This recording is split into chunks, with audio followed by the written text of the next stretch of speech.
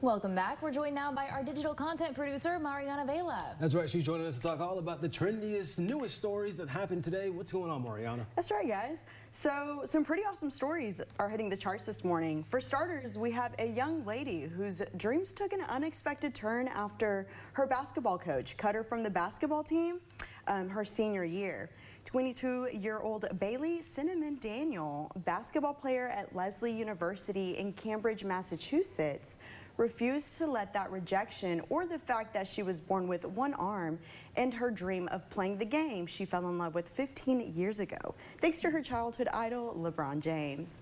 Cinnamon Daniel was determined and became the first NCAA Division III women's basketball player with one arm to score in a collegiate game.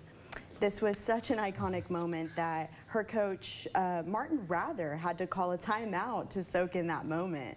So I thought that was pretty sweet. I bet. I mean, that is so inspiring. Absolutely. I mean, I am sure that there are so many other kids out there who they may have a disability like she does, but they're not letting it stop them because she didn't let it stop her. And so, I mean, just so inspirational. Truly I love inspiring. That. Absolutely. It does. It actually reminds me, I believe Michael Jordan was cut from his JV basketball team. Yeah. And so it tells you that even if, you know, one person thinks you're not good enough, hey, you can make another team and just aspire. She made the basket and coach wanted to call a timeout because he wanted to soak in that moment. It's just too much to handle right there. That's the perfect thing as a coach to do. I mean, especially in that moment, you know you just made history. Like, call that timeout, let the players soak that in. And also their family. I was going to say, the crowd gives them a moment to stand up and just cheer obnoxiously. Oh, I'm so happy to hear that. So we're cheering you on, Bailey. And on to other social trends.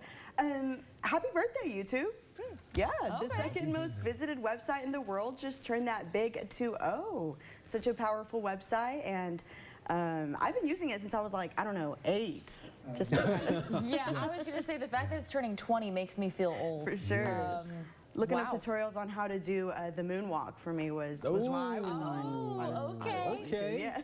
The YouTube days were definitely definitely an interesting era, I'll say that. Definitely. Yeah, I was going to say, for me personally, I feel like I grew up, generally speaking, on like the kids' mainstream channels like Disney, Nickelodeon, and Cartoon Network. But I know kids nowadays, they grow up on YouTube. And I think that's just incredible right there. Yeah, like, I remember I started off watching videos of, does anyone know Fred with the backwards arms?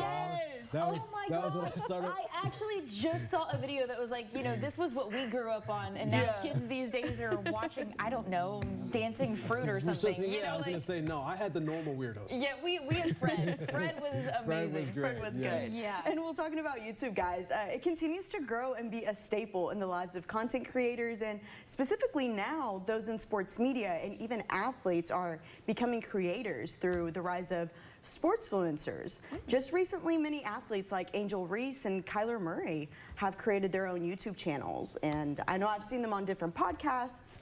I was actually telling you guys earlier, Kyler has 60,000 subs and Angel has 35,000 subs on YouTube. Kyler, so that's my man, my Sooner, my Heisman winner, K1. My educational resource as well, all right? Well, as always, Mariana, thank you so much for your report. Don't go anywhere. We got some, in case you missed the stories, coming up after the break. Stay with us.